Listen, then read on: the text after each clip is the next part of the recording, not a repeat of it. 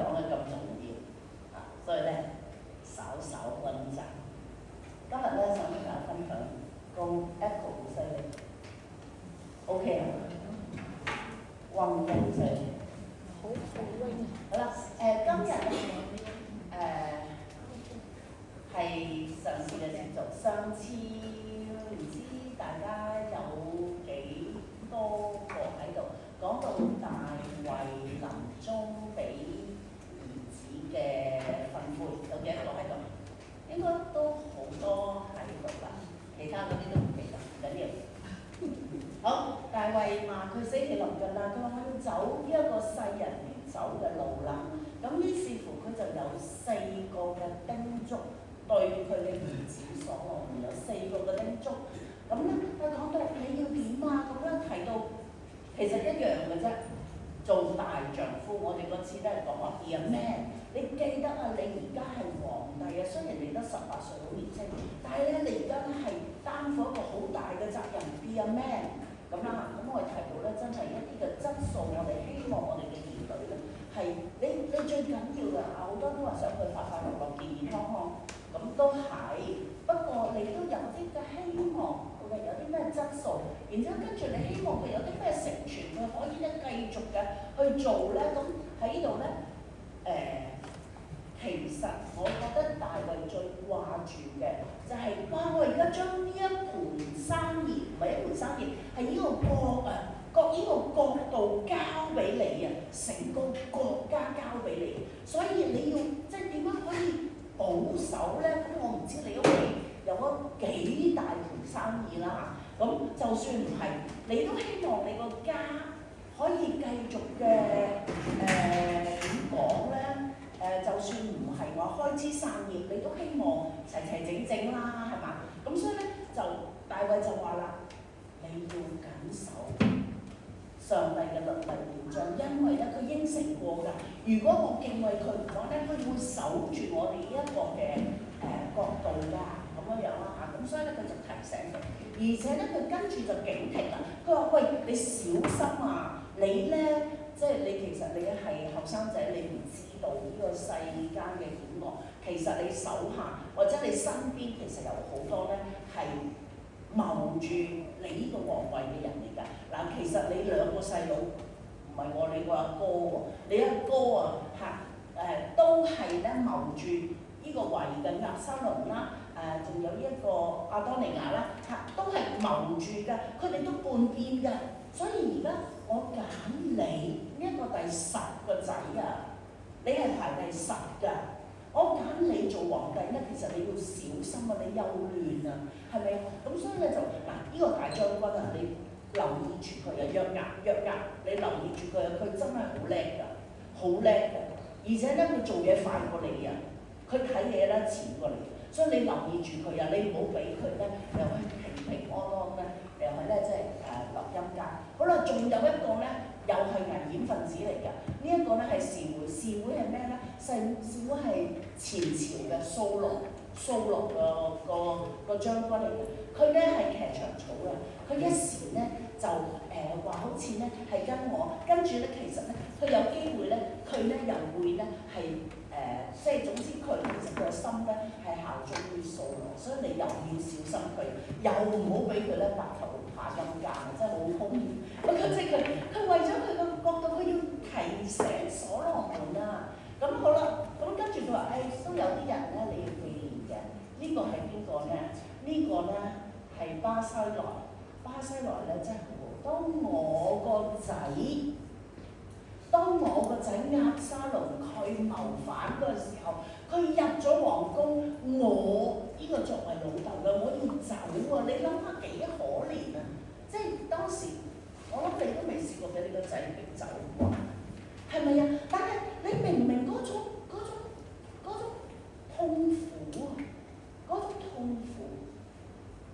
然之後佢仲要提醒大家唔好加害於一個叛逆嘅仔。押沙龍你千祈唔可以，又係傷害，結果約押殺咗押沙龍，所以咧係咁所以大衛佢話我咁痛苦流離嗰陣時候，眾叛親離，竟然有呢一一個巴西來，佢嚟親近我，親近我唔單止係接濟我，總之就算佢表態，你有冇試過？我都試過。哇！有一次真係好誇張，喺教會祈禱會，突然間人起身，大聲攻擊我哋，攻擊緊楊牧師。楊牧師嗰日冇返祈禱會，因為應該係出外，佢嗰陣時常出外。呢啲係香港嘅事，唔係有本啊！你哋唔使諗咁多嘢。我愕咗然，然之後第二節冇一個出聲，我真係好難受，我都估唔到點解冇人講嘢。嗰種不過阿牧師話佢哋聰明話即係話其實唔適合嘅時候，寧願安靜。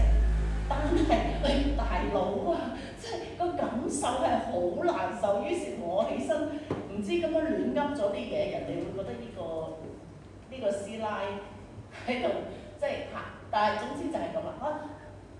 大衛話你要記得呢一個人嘅恩情，我哋特別提到就係話，我哋提醒我哋嘅仔女，我哋無論咧係想建立佢，抑或想去防備呢啲嗰啲，或者我哋話係你要紀念呢一個嘅恩情，上帝喺你父母身上嘅恩情，你要記得，因為呢一個係你以後嘅全家之寶。我就算俾幾多珍貴嘅嘢俾你，都不及有上帝與你同在嗰種嘅把握。上帝點樣恩待我哋作為父母嘅，佢一樣可以係一個新嘅處境恩待你。所以咧，就你要記住。咁然之後咧，就講到大衛咧，就40年作王，然之後佢就葬在大衛城，咁就過咗去啦。咁跟住咧，哇，非常之好啦！大衛嘅所羅門做大衛嘅王位，佢嘅國度非常穩固，非常穩固，咁非常好啦。唔該幫我整一整呢度，我睇唔到，我呢度嘅電腦做翻個佢嗰個非常穩固嘅時候咧，佢嘅角度非常穩固咧，咁梗係啦，因為唔係成個區，佢嘅角度，佢 good。我上次有一個重點係講點解會輪到所羅門得天獨厚咧？其實上帝有一個計劃，正如上帝選擇大衛做皇帝。佢爸爸唔預佢嘅，佢爸爸諗住前面嗰7個仔全部都叻過大衛。大衛係出面方洋，所以佢冇得嚟 interview 嘅。但係所羅門嚟揀皇帝嗰陣時候，佢連 interview都冇份嘅。不過大衛所羅門覺得唔係，撒母耳覺得點解得呢7個揀？因為明明上帝話有㗎，點解呢度揀嚟揀唔到嘅咧？你所有啲仔都嚟晒啦！即係大衛根本佢係冇得 interview，但係其實係上帝選擇呢一個所羅門一樣，上帝選擇，上帝為咗佢永遠嘅國度。點解大衛嘅國度要堅固啫？點解大衛嘅國度要堅固？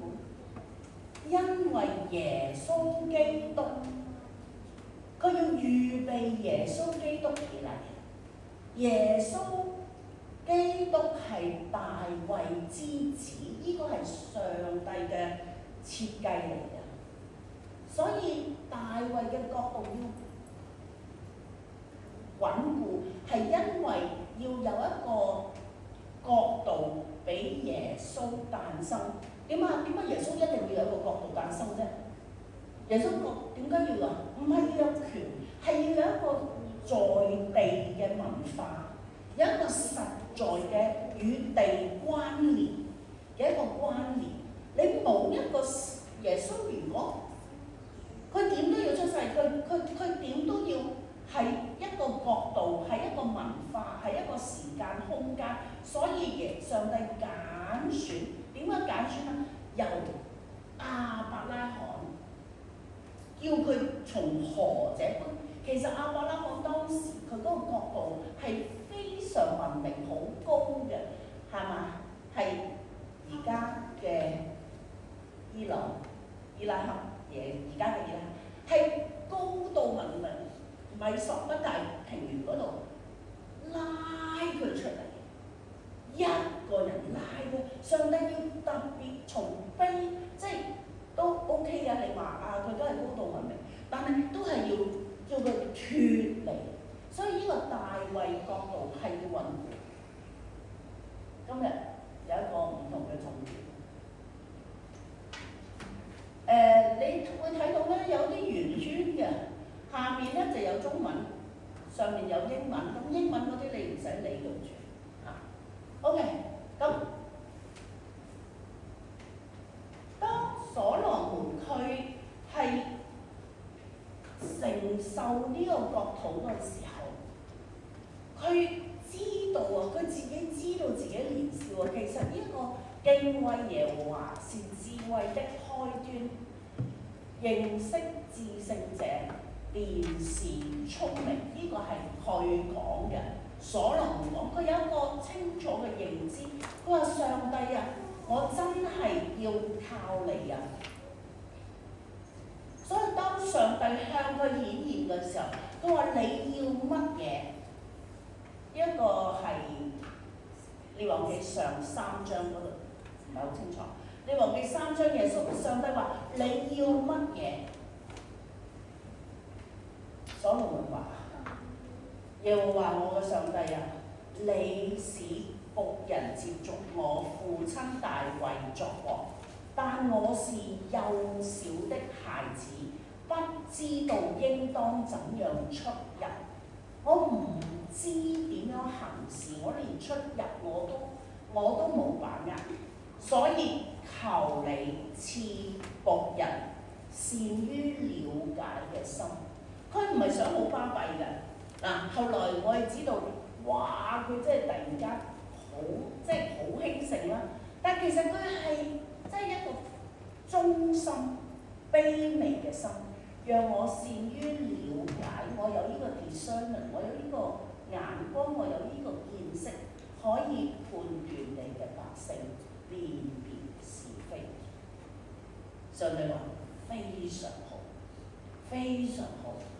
你既然你又係曉得，你又係尋求我，我就唔介意俾一切嘅財富，甚至健康啊！如果唔係佢點我有好多妃嬪啊？係咪？所以咧，真係咧，財富、健康、聰明、才智，乜都俾晒佢。國內有穩定，外面有聲望。哇！真係咧，即係我哋以為大衛王朝已經最巴閉，唔係啊！係所羅門啊，係最輝煌嘅時期。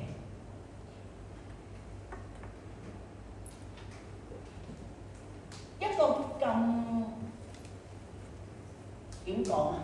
基礎立得咁好，佢爸爸雖然佢爸爸都有啲瑕疵，但係佢爸爸係敬畏神㗎。佢爸爸成日尋求神㗎，做好多詩篇㗎。係咪啊？所以佢係基本上係 OK 嘅一個家庭成長，然之後佢得天獨厚，上帝俾佢咁多嘅嘢，各樣佢係好掂喎。嗱，佢聰明，咁呢個已經贏晒啦。有品味喎，有 taste 喎，你都要搞藝術㗎。然之後咧，佢有呢一個行政嘅才能喎，個建築嘅喎。係咪啊？佢建呢一個聖殿嘅喎，係咪啊？然之後佢又有文藝嘅喎，喺度搞呢個佢要睇藝術戲劇嘅喎嚇，好叻嘅一個皇帝，仲有錢，係有錢，係派船去攞金翻嚟嘅，講噸嘅，哇好恐怖，即係佢呢啲即係勁啊，係咪啊？而且上帝話：我要做佢嘅父。上帝同大衛講：你死咗之後咧，我要做佢嘅父啊！我係佢爸爸，我要睇住佢，佢要做我嘅子啊！睇住。但係點解我哋今日會講到？所以耶和華對他說：你既然這樣不遵守我所吩咐你守的約和律例，我必定將國度撕裂。哇！撕得實咗少少。上帝話撕裂幾多俾佢啊？留翻幾多俾佢？留翻一個支派。咁佢自己屬於一個支派，再留一個支派，所以應該10分之2係幾多咧？係咪咁上下？係唔得，算啦。總之嗱，呢個係2025嘅過期啊，但係總之就係咁啦。我要將你嘅國度撕裂離開，你本來完全贏在起跑線，你冇得揮啊！你全部掂當啊！正如你俾你個仔都盡量贏在起跑線，點解最後要將國度撕裂俾咗你嘅下屬大臣呢？然之後，耶和華使以東哈達興起，作所羅門嘅敵人，又使以利亞大的兒子利汛興起，作所羅門嘅敵人。尼伯嘅兒子即係佢下屬耶羅波安也舉起手來攻擊。嗱，之前大衛提醒佢約押啊、示每啊，小心呢啲人。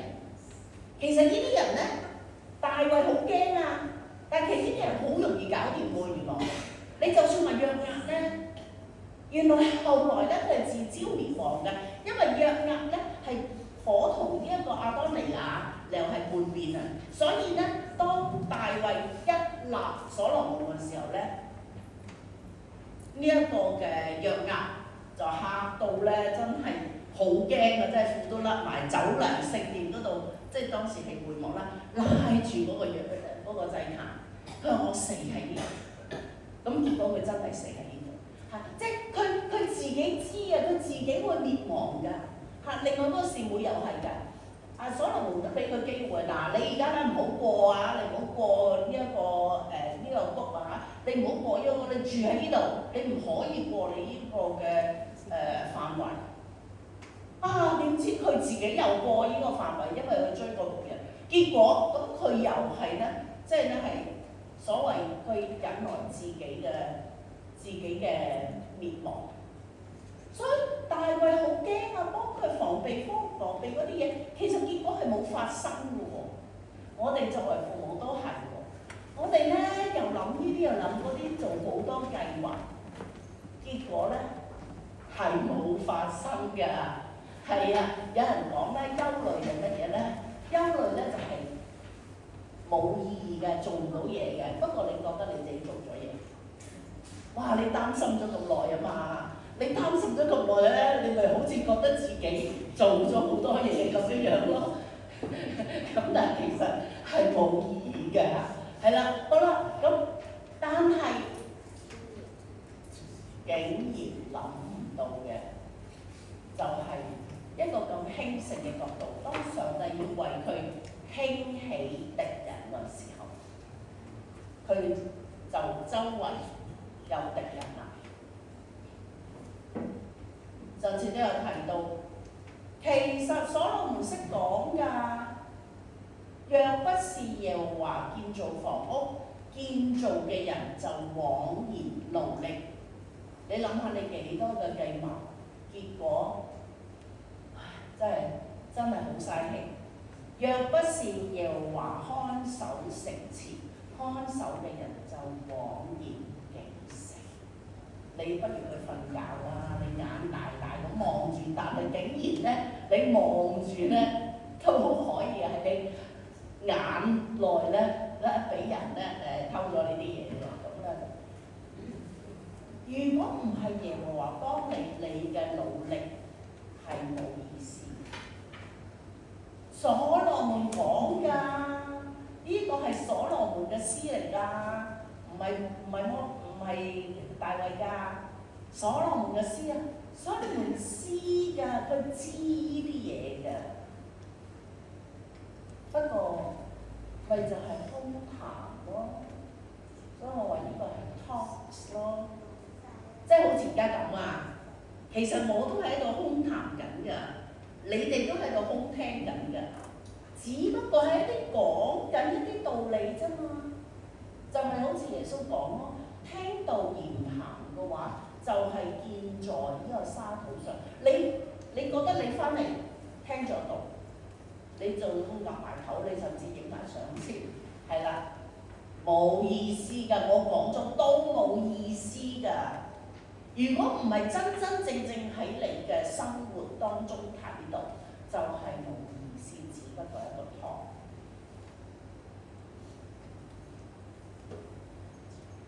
點解所羅門會咁樣呢？呢一個係中心，就係佢嘅心嘅問題，就係佢嘅心嘅問題。所羅門嘅話，這樣我就日漸興盛，勝過我以前所有在耶路撒冷嘅人。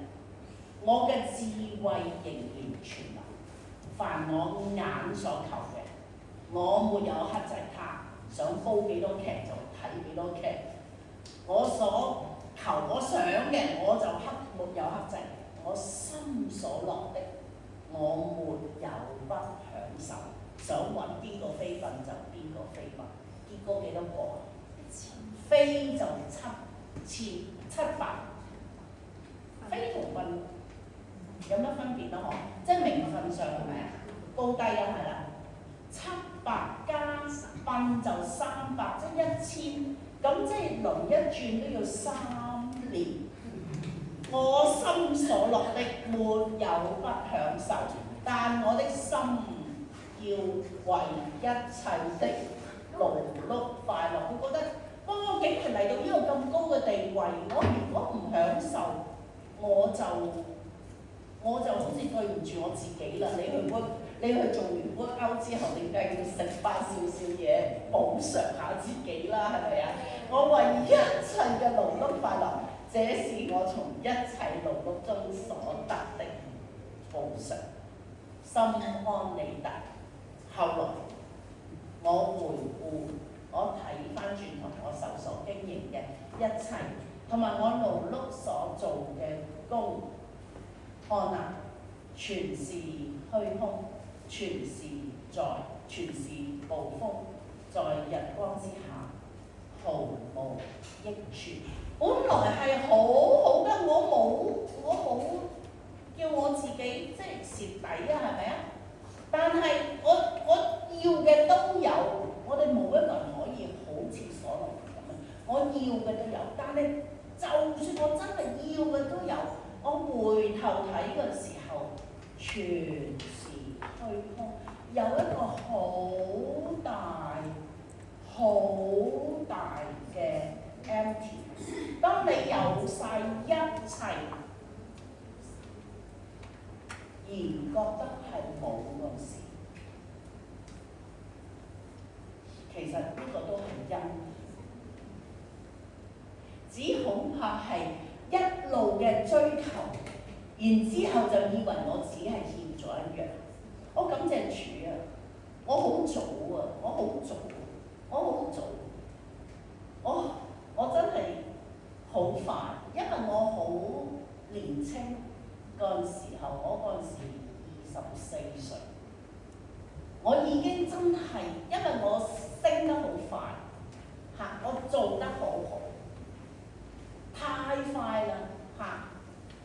由我中學到我24歲，我好快我已經真係相當唔錯嗰陣時一家。一晚我瞓唔着，我睇，其實係因為嗰晚應該係一個嗰啲咁嘅嗰啲叫做乜嘢啊？嗰啲 seminar， 即係嗰啲即係業內，即係我成日喺度教書，嗰啲業內嗰啲人啊，咁翻嚟，即係喺業內你好似覺得哇好犀利啊！你24歲一個中國女仔可以咁樣 OK 㗎啦，真係唔錯啊！喺加拿大教英文可以咁樣唔錯啊，真係。但係你翻到嚟自己嘅房間嗰陣時候，你覺得哇頭先咁熱鬧，咪又係咁。然之後你睇你所有嘅，我有好多獎狀。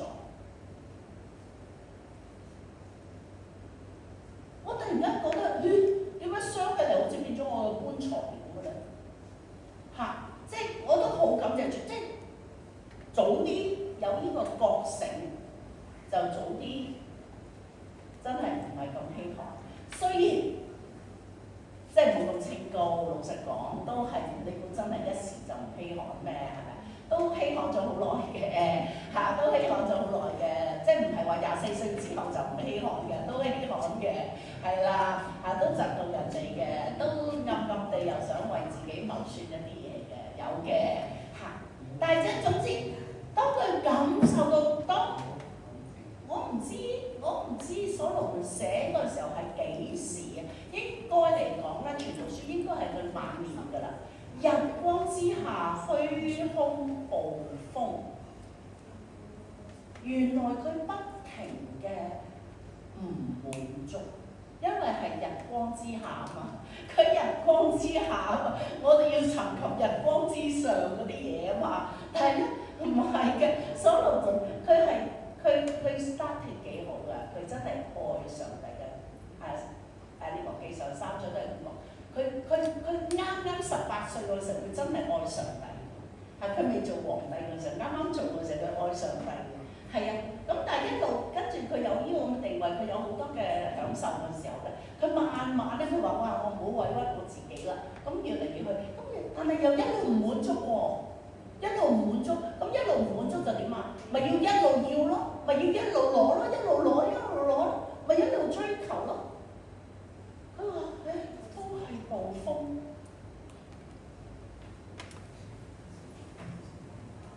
列王記上3章3節，所羅門愛耶和華，遵行他父親大衛嘅律例。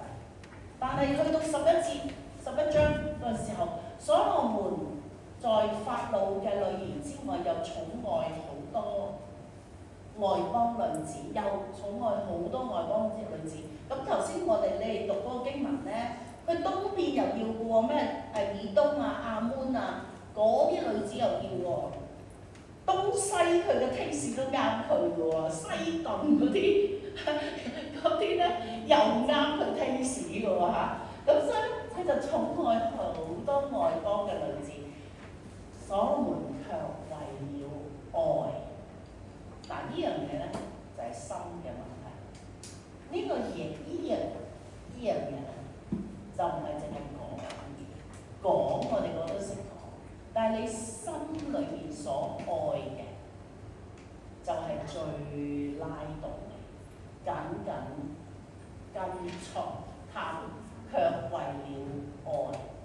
所羅門年老嘅時候，佢嘅妻妾咁有成千嘅喎，誘惑佢嘅心去隨從別神，不像他父親。好啦，有成千，呢個就話你幫我起一間啦，咁佢幫我起一間。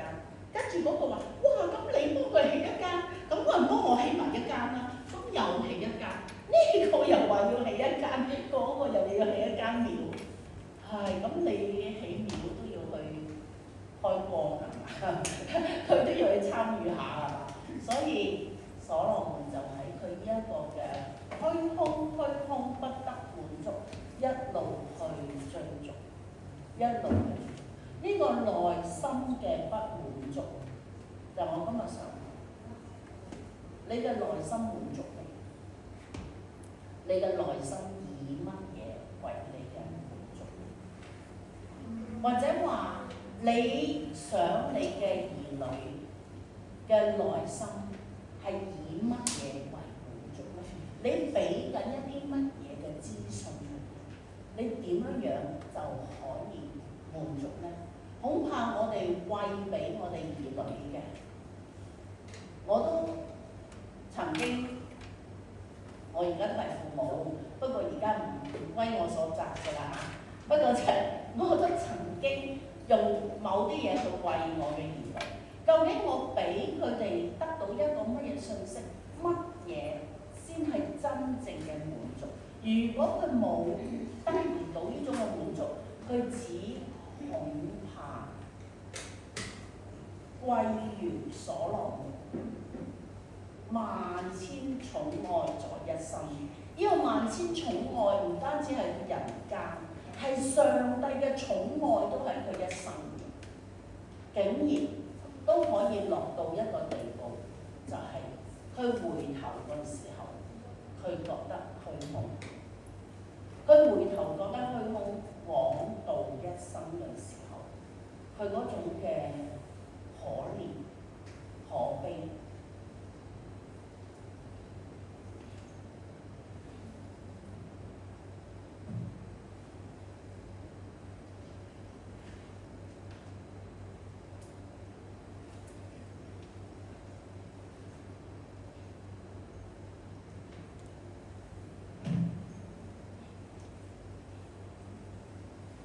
曾經當上帝話同大衛講：你唔使幫我起城，我唔需要住喺一個城，但我會幫你建立你嘅家室，我會讓你嘅王國度永遠。我要做所羅門嘅父，佢要做我嘅兒子。但係到呢一刻嗰陣時候，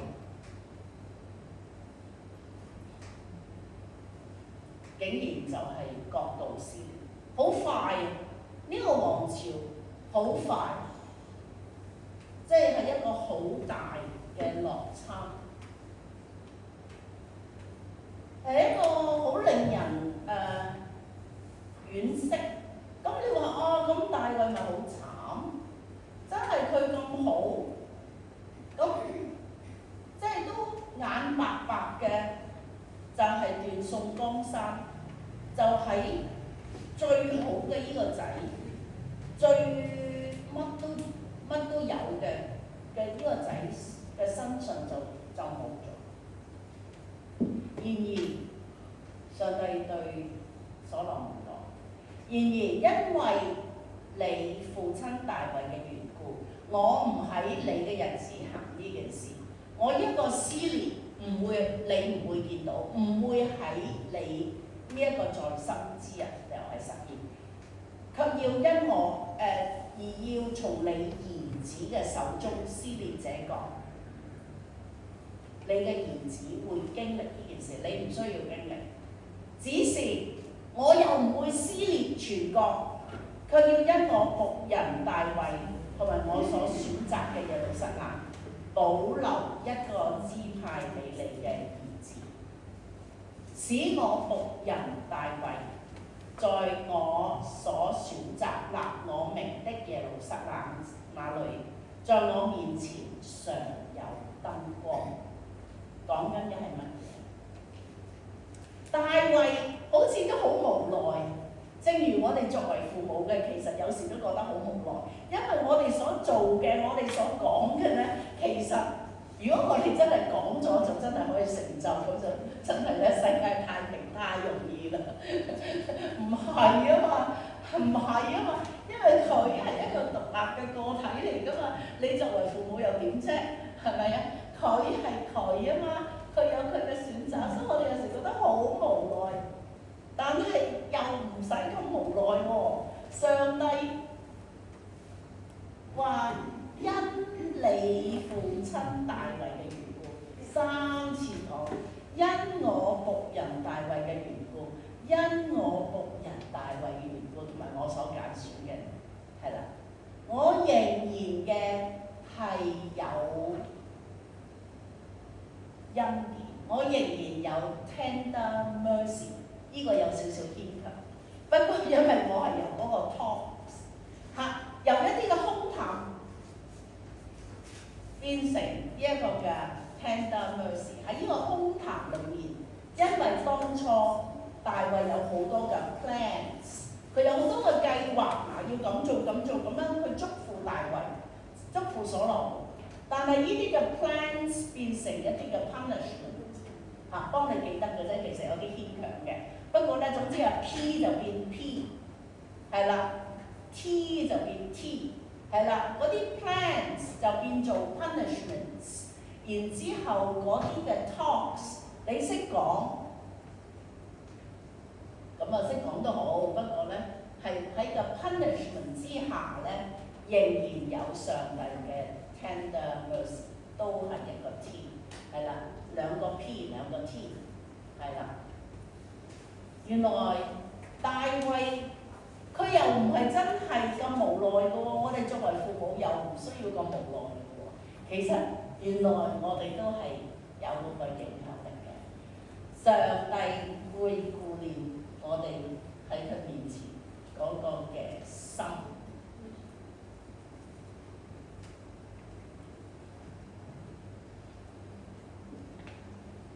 呢一個係天父世界，我頭先話，哇！呢個好靚喎，真係，這是天父世界。嗱，我哋所睇嘅咧係一幅嘅畫，但係咧其實呢幅畫唔係我哋所畫，我哋都有嘅，咁我哋都可以咁樣挪移下，我哋嗰個畫框，即係嗰個角度都係構成嗰幅畫靚唔靚嘅。但係有一個大啲嘅背景，就係其實我哋所做嘅，其實我哋都係上帝嘅僕人，我哋所做嘅一切背後嘅係更加大嘅呢一個天父嘅世界。呢一個天父究竟喺我哋身上，或者喺你嘅家庭，究竟要成就乜嘢嘢？係呢一個天父講嘅。我好中意一個例子，就係一個即係一個劇，係咪？有人做妹仔，有人做小姐。咁你係咪好唔公平啊？唔係，兩個都要做好佢嘅角色。做小姐嘅話乜都唔使做，做妹仔嘅就好辛苦啦。但係佢哋兩個可能結果攞奧斯卡嘅，可能係個妹仔喎。你做好你嘅角色。因為我哋每一個人嘅家庭都唔同，我哋嘅仔女結果都唔同。係啊，有人話成功嘅基督徒父母係點樣樣嘅咧？咁咁嗰啲仔女第時咧就個個做晒牧師傳道啊，或者醫生律師啊，咁就好好啦，係咪？唔係，佢話成功嘅基督徒父母就係做咗一個成功嘅基督徒，佢只係做佢個 part 嘅咋。佢只係做佢個父母個 part 嘅，佢個仔女將來點樣樣咧，其實唔關佢事㗎，即係唔係佢控制到㗎。呢個係天父嘅安排，所以唔好妒忌。哇！點解邊個仔又哇咁犀利，點解我嗰個又唔得啊？做好天父嘅角色，這是天父世界。而當我哋睇呢一個圖片嘅時候，其實原來我哋所睇嘅咧，仲有個更加大嘅背景嘅。正如我哋話，點解上帝要好似好恩待大衛家？哇！真係哇！大衛就點解特別咁樣食？呢個係上帝佢嘅安排嚟嘅。喺我哋所睇嘅少少嘅一個嘅角度之後，係有一個好廣闊嘅我哋唔能夠明白，只係我哋唔安心嘅喺上帝面前。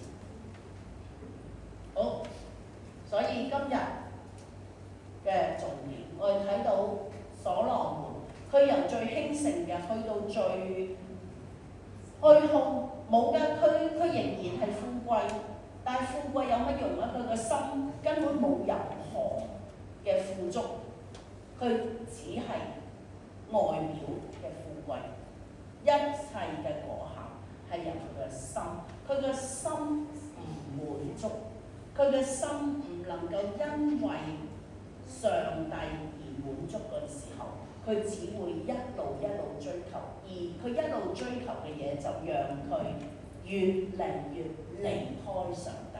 所以當上帝話要幫佢興起敵人，幫佢撕裂佢嘅國度，其實上帝一出手就得㗎啦。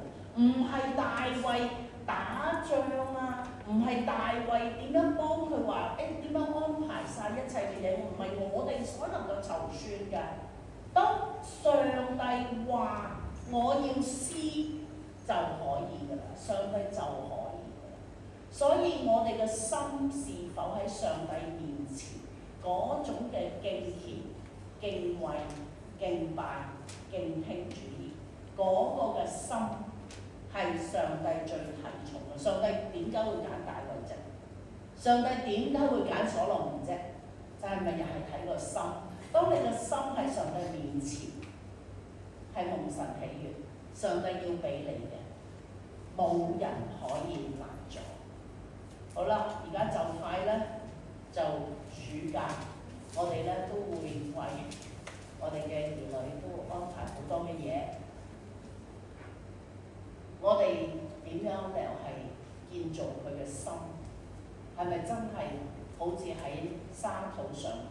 我哋點樣讓佢嘅心能夠得到一個真正親近上帝，而從神得到滿足？上帝要建立佢，上帝要興旺佢，因為上帝要叫佢嘅兒女喺呢個社會都一樣興旺，做領袖，做有各方面嘅影響力。呢個唔使擔心嘅，冇問題嘅。上帝係可以抬舉嘅，唔使你去抬舉佢，但係你首先要讓佢喺上帝面前真係有個恭敬虔誠敬畏嘅心，欣賞你哋帶仔女嚟一同嘅又係唱詩歌敬拜。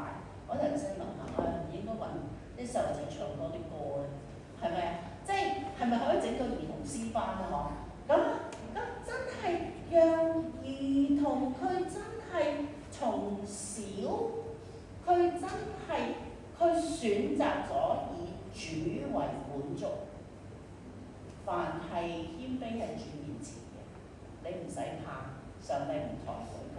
上帝唔想教會話真係永遠都得，完全唔掂當，出嘢做邊份就俾邊人炒，唔會嘅。上帝喜歡興起嚇，但係真係我哋要謹慎，我哋點樣建造我哋孩子嘅心。好，我哋一齊起立，我哋一齊嚟一個。我哋亦都喺上帝面前領受一個應許，亦都作為我哋喺上帝面前一個嘅立約。